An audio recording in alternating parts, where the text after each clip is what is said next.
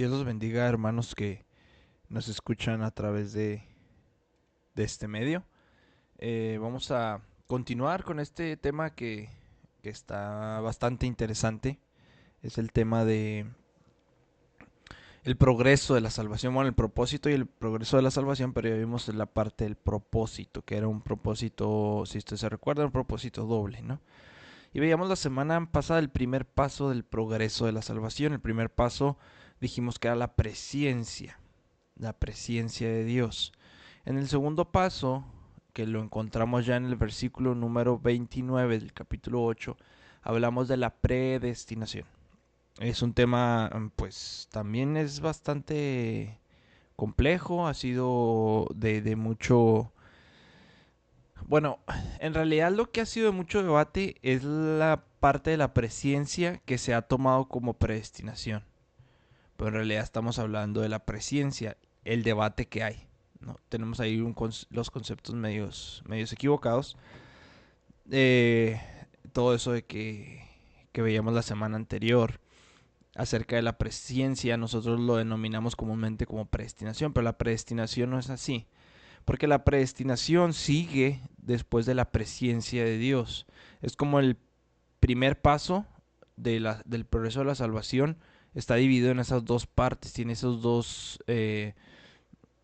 niveles, por así decirlo, eh, porque empieza la presencia de Dios, que era lo que vimos la semana anterior, y entonces eh, se concentra en el comienzo del propósito de Dios en el acto de elección. Es decir, el plan de redención de Dios va de la presciencia a la predestinación.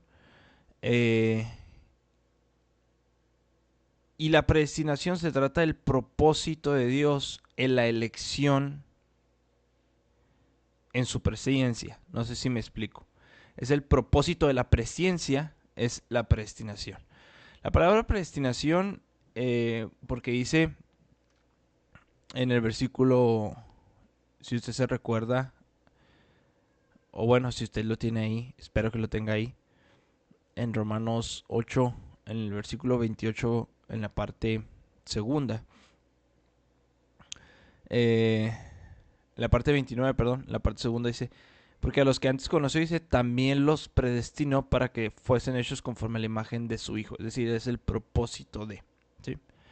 Eh, la palabra predestinó tiene el significado de una marca, de una designación con la cual se determina por anticipado algo. ¿Y qué es eso en el caso de la salvación? Es que el Señor ha predeterminado el destino de las personas que creen en Él. ¿Cuál es el destino de las personas que creen en Él? La salvación. Entonces, eh, así como Jesús fue crucificado, lo veíamos en Hechos 2:23. Si quiere, acompáñeme para leerlo. Hechos capítulo 2, versículo 23.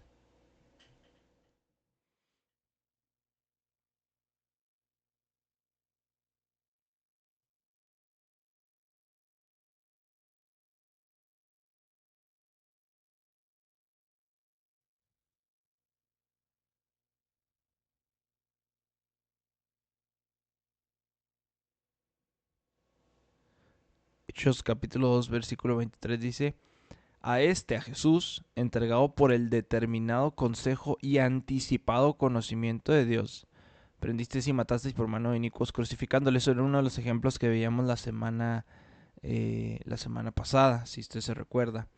Uno de los pasajes que tomábamos como ejemplo. Entonces, así como Dios predestinó a Jesús que fuese crucificado en la cruz, Dios también ha predestinado que el que cree va a alcanzar la salvación. El que cree en ese acto de sacrificio, de expiación que hizo Jesús por nosotros, va a alcanzar en última instancia la salvación. Si usted recuerda una de las oraciones de gratitud por la liberación de Pedro y de Juan, cuando la iglesia, bueno, cuando los encarcelan a ellos, la iglesia empieza a orar por Pedro y Juan. Y resulta en la liberación, ¿sí?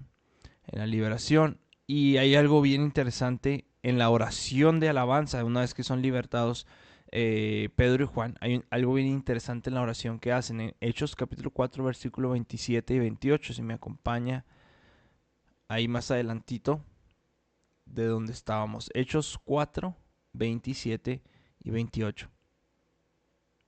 Dice: porque verdaderamente se unieron en esta ciudad contra tu santo Hijo Jesús. Están orando, ¿no? Están dedicando estas palabras a Dios, una oración a Dios, a quien ungiste, Herodes y Poncio Pilato, con los gentiles y el pueblo de Israel, para hacer cuanto tu mano y tu consejo habían antes determinado que sucediera. En otras palabras, esos hombres malvados e influyentes que terminaron por crucificar a Jesús en la cruz, ni siquiera hubiesen podido hacerlo, ni siquiera hubiesen podido ponerle un dedo encima si Dios no hubiese estado de acuerdo, o más bien si no estuviese de acuerdo con el plan que Dios tenía predeterminado. No sé si me voy explicando. En la introducción de la carta a los Efesios, en el capítulo 1, si me acompaña, vamos para allá, a Efesios capítulo 1, habla de nosotros como creyentes, habla de la elección de Dios para nosotros. Bueno, en este caso para la iglesia en Éfeso, pero es aplicable para los creyentes en general. Efesios capítulo 1, versículos 4 y 5.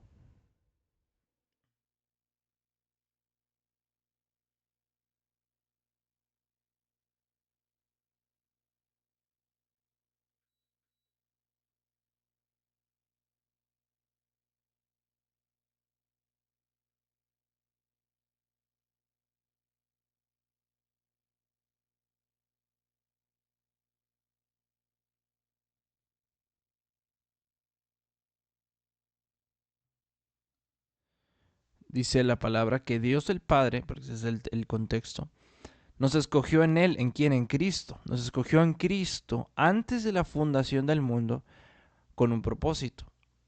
Ahí está la predestinación, ahí está el propósito de la presciencia, que es la predestinación. Dice, para que fuésemos santos y sin mancha delante de Él, en amor habiéndonos predestinado para ser adoptados hijos suyos por medio de Jesucristo, según el puro afecto, es decir, porque Él así lo quiso, según el puro afecto de su voluntad. Eh, Gran parte del evangelismo en la actualidad eh, tiene la impresión de que la salvación está condicionada a mi decisión o a la decisión de la gente por Cristo. Pero nosotros, amados, veíamos la semana anterior y con esto creo lo podemos constatar, corroborar, comprobar. No somos cristianos porque hayamos decidido ser cristianos. Somos cristianos porque Dios decidió con respecto de nosotros antes de la fundación del mundo. ¿Por qué? Por el puro afecto de su voluntad. Nosotros tenemos la capacidad de escogerle porque Él nos escogió primero según el puro afecto de su voluntad. Ahí más adelante en Efesios, en los versículos 7, 9 y luego nos saltamos al 11, pero voy a leer del 7 al 9. Dice, en quien tenemos redención por su sangre, el perdón de pecados, según las riquezas de su gracia que hizo sobreabundar para con nosotros en toda sabiduría e inteligencia, dándonos a conocer el misterio de su voluntad, y aquí otra vez, según su beneplácito, el cual se había propuesto en sí mismo, es decir, porque a Él le plació, porque Él quiso, nosotros somos cristianos. Y en el 11 dice que tuvimos herencia, ahí en Efesios 1:11, habiendo sido predestinados conforme al propósito del que hace todas las cosas según el designio de su voluntad. Creo que no hay versículos más claros. Entonces, somos cristianos porque Él así lo quiso desde antes de la fundación del mundo. Es decir, todavía no existía y Dios ya lo había decidido de esa manera. Todavía no, evidentemente mucho menos había venido Cristo a morir por nosotros y Él nos escogió en Cristo antes de la fundación del mundo. Y vuelvo y repito lo que mencionaba la semana anterior. Lo único que nosotros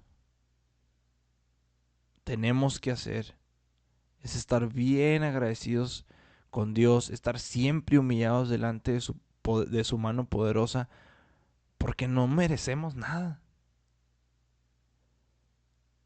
Porque estamos aquí, porque Él quiere que estemos aquí, porque Él quiso que estuviésemos aquí desde antes de la fundación del mundo. Ahora, antes de continuar, quiero que entendamos y quiero recordarles que cuando hablamos del progreso de la salvación en estos versículos, en el versículo 28, la primera parte en el 29, en todo el versículo 29, estamos hablando, perdón, en el versículo 20, 28, 29 y 30, 29 y 30, sí, perdón. Estamos hablando del progreso de la salvación desde el punto de vista de Dios. Porque entonces podemos caer en el error de decir, pues ya no evangelizo, ya no oro, porque al final de cuentas Dios ya destinó y ya tiene a los suyos y ya, bueno, Él sí lo tiene, porque no es mentira esto. Sin embargo, hay otra realidad. Nosotros no sabemos lo que Él sabe. Nosotros no estamos en capacidad de conocer a quienes Dios ha escogido desde antes de la fundación del mundo en Cristo, según el puro afecto de su voluntad, para ser adoptados hijos suyos. Nosotros no lo sabemos. Lo podemos saber ya cuando la gente viene a Cristo y podemos decir, ah, bueno, Él creyó. Quiere decir que si Él creyó, quiere decir que Él fue escogido. Pero no sabemos o no podemos saber, repito, quiénes sí y quiénes no. Y por otro lado, sí tenemos un mandato imperativo de parte de Jesús de ir a predicar el Evangelio, de orar sin cesar, de vivir en santidad. Entonces, estamos viéndolo desde, o Pablo, el Espíritu Santo a través de Pablo lo presenta desde el punto de vista divino. Entonces, todos estos puntos son desde el punto de vista de Dios.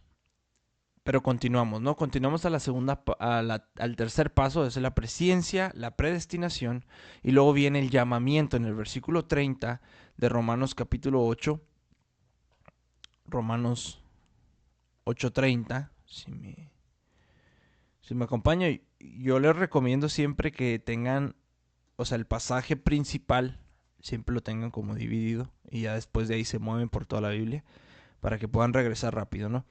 8:30 dice la primera parte. Y a los que predestinó, a estos también llamó. En el 29 habla de la presciencia, a los que antes conoció, también los predestinó, y luego hace un paréntesis para que él sea el primogénito entre muchos hermanos, y luego regresa, y a los que predestinó, a estos también llamó. ¿Sí? Entonces, hablamos del llamamiento. En este punto del llamamiento, eh, es algo que Dios también, o que ocurre por la iniciativa de Dios, por dos puntos principales. Número uno, porque Dios nos dio el Evangelio a través de Jesucristo y a través de los siervos de Él, las revelaciones que Él quiso dar a través de su Santo Espíritu. Entonces, cuando nos predican el Evangelio, es decir, cuando el contenido que recibimos es porque Dios así lo quiso, y la persona que nos da ese contenido es porque Dios así lo quiso también. ¿Por qué? Porque Él le ordenó a esa persona, nos ordena en su palabra de ir a predicar el Evangelio. Entonces, el llamamiento es algo que ocurre por iniciativa de Dios. Pero aquí es el punto de la intersección del tiempo de Dios con el tiempo eterno. Se intersecta el tiempo de Dios y su plan eterno en nuestra vida. Y entonces los que son llamados son aquellos en cuyo corazón el Espíritu Santo obra para llevarlos a una fe salvadora en Cristo Jesús, a partir de la predicación, obviamente, del Evangelio. Como mencionamos en el versículo 28, que fueron, pues, clases anteriores, en el versículo 28, eh, hay un llamamiento interno de Dios y hay un llamamiento externo de Dios. No sé si se recuerda. El, el externo es esencialmente la predicación del Evangelio. ¿Sí? En Romanos capítulo 10, versículo 14, si me acompaña, vamos a leer los Romanos 10, 14. Ahí está, pues, si está ahí en el 8, ahí estamos más adelantito, una par de vueltas a las hojas de su Biblia. Romanos 10:14 dice, ¿cómo pues invocarán en aquel en el cual no han creído? ¿Y cómo creerán en aquel de quien no han oído? ¿Y cómo irán sin haber quien les predique? ¿Y cómo predicarán si no fueren enviados? Habla de un llamamiento eh, externo de Dios. ¿A qué me refiero? A que entra el agente humano a predicar la palabra de Dios, algo pues externo, ¿no? De Dios. Eh, Pero para que una persona responda a ese llamamiento externo que Dios envía a través de esa persona, a través del Evangelio, a través del mensaje del arrepentimiento, de la fe, de la crucifixión y resurrección de Cristo, para que una persona responda a ese llamamiento externo, hay una obra del Espíritu interno. Y a ese llamamiento es muy probable que se esté refiriendo aquí. Eh, Hablamos de un llamamiento soberano de Dios que Jesús, provee en Cristo Jesús una seguridad eterna. Y en 2 de Timoteo 1:9, si me acompaña por favor, vamos a ver por qué Dios, bueno, más bien somos salvados por lo que Dios hizo soberanamente al llamarnos para ser salvos. 2 de Timoteo 1:9. Si me acompaña, por favor.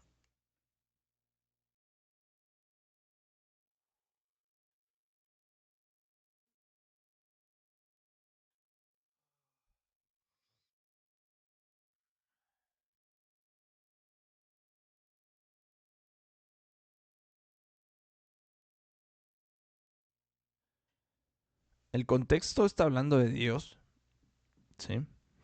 Dice, hace un paréntesis Pablo porque está hablando de otra cosa, está hablando está dando una instrucción específica a Timoteo, pero está hablando de Dios y en el paréntesis habla de Dios, dice, quien nos salvó, Dios nos salvó y llamó con llamamiento santo, no conforme a nuestras obras, es decir, no inicia la salvación en una decisión o una obra, en una oración nuestra, en una obra de arrepentimiento, no. Inicia según el propósito suyo y la gracia que nos fue dada en Cristo Jesús antes de los tiempos de los siglos. Antes de los tiempos de los siglos. En estas mismas verdades del propósito soberano de Dios en el llamamiento hacia los creyentes, fíjese lo que Pablo le recuerda a los tesalonicenses. Una fuente de certidumbre, de seguridad en Cristo Jesús. Segunda de Tesalonicenses 2. Segunda de Tesalonicenses 2. Y leemos el 13 y el 14.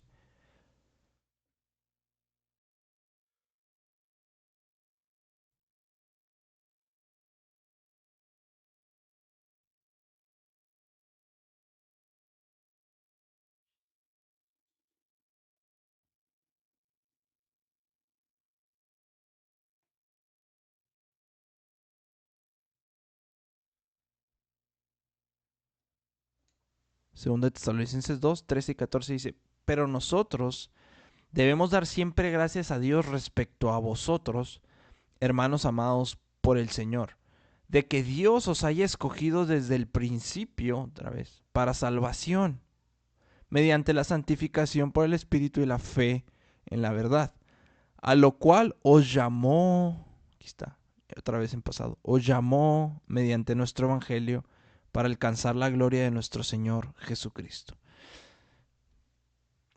Entonces, de principio a fin, nuestra salvación es obra de Dios.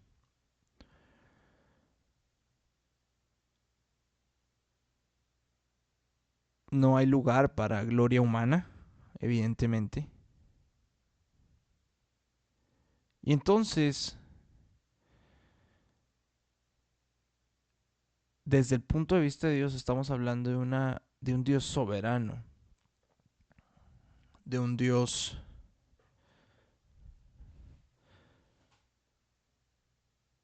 que todo lo que quiere hace, decía el salmista, ¿no?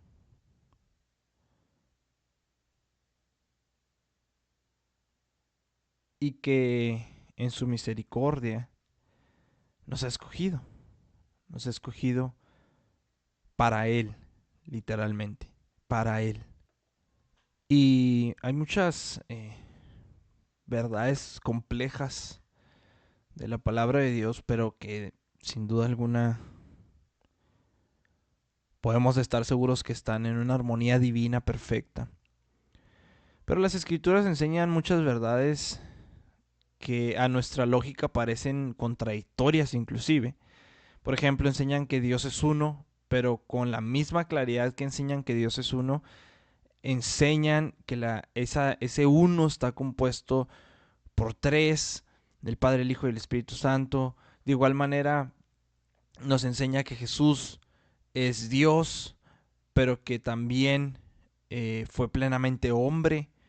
Y entonces nuestra mente finita, esas verdades, batalla y le es muy complicado. Yo diría, al menos para mí, es imposible conciliar esas verdades. eh, pero son verdades fundamentales de la palabra de Dios que están ahí y que no podemos arrancar las hojas de la Biblia y esas verdades paradójicas no tomarlas en cuenta. No podemos hacer eso. Y de la misma forma, esas verdades paradójicas tenemos la verdad de los incrédulos. Una persona va al infierno porque rechaza a Dios, porque rechaza el Evangelio, porque rechaza el camino de salvación que Dios ha provisto para el que cree, porque es para el que cree.